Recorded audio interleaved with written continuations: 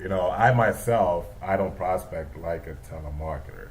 Okay, I try and create a relationship with this person because if this is the person that's going to be a partner of mine, then I want to build a relationship with him before even welcome him on board with the team. Sure. Right? Will you tell us something about how you build a rapport with a prospect, whether they're skeptical or not? Because some people will be skeptical in the beginning, but they might end up calling you sometime later on.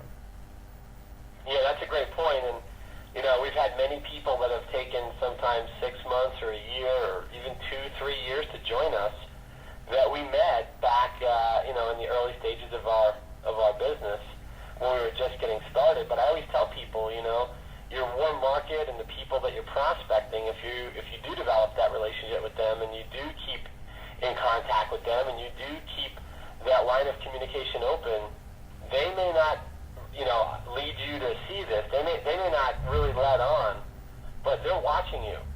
Right. They're watching everything that you're doing with your business. So if they're on your autoresponder list, your drip list, or maybe some people call it tickler file, which means you would get back to that person and give them a quick call during the holidays, wish them a great holiday season, or if you know their birthday's coming up, just give them a quick call and don't mention the business. And it's really about the relationship, and it's really about developing a friendship with somebody.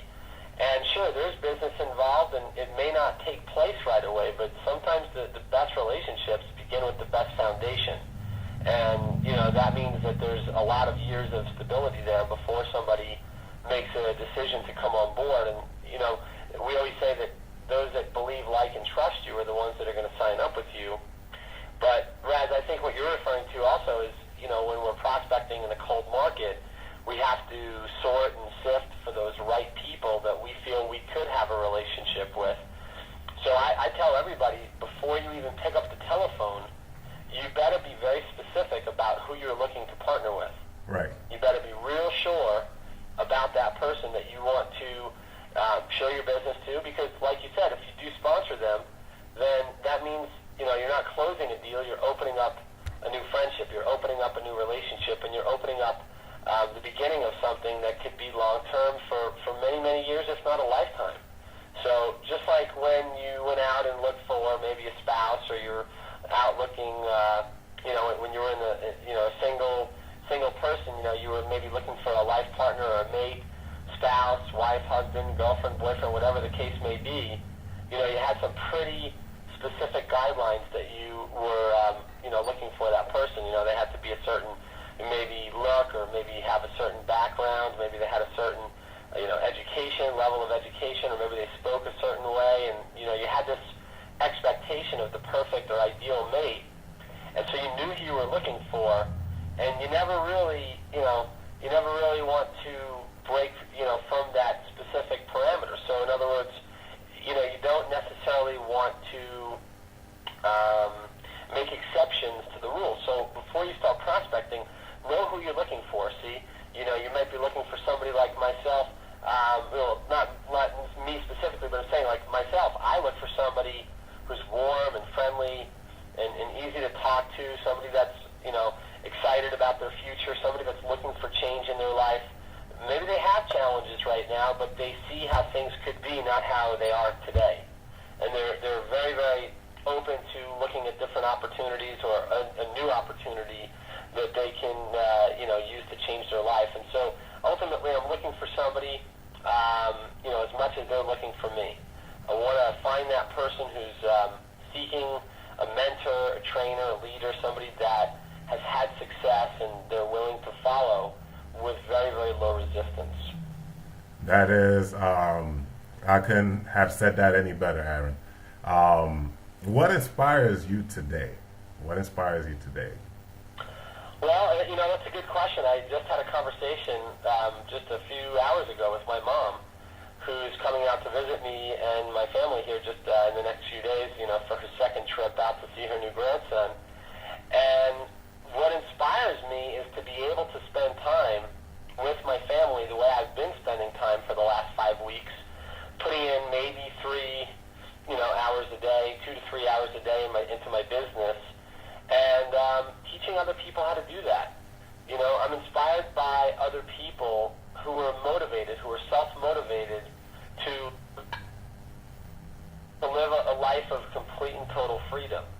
And so, I'm inspired by other people that are so passionate for reaching their own freedom and achieving their own freedom that's what keeps me going.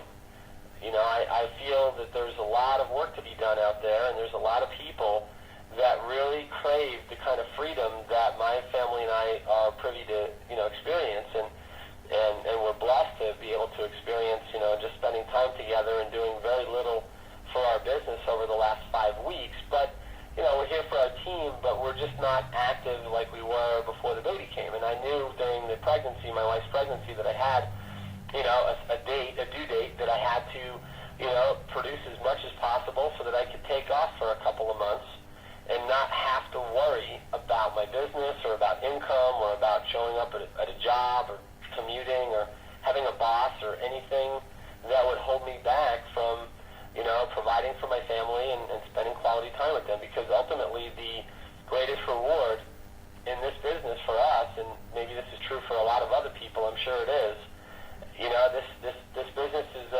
providing us what's unlimited in what's called relationship freedom. It allows us to develop better relationships with people that we really care about and love.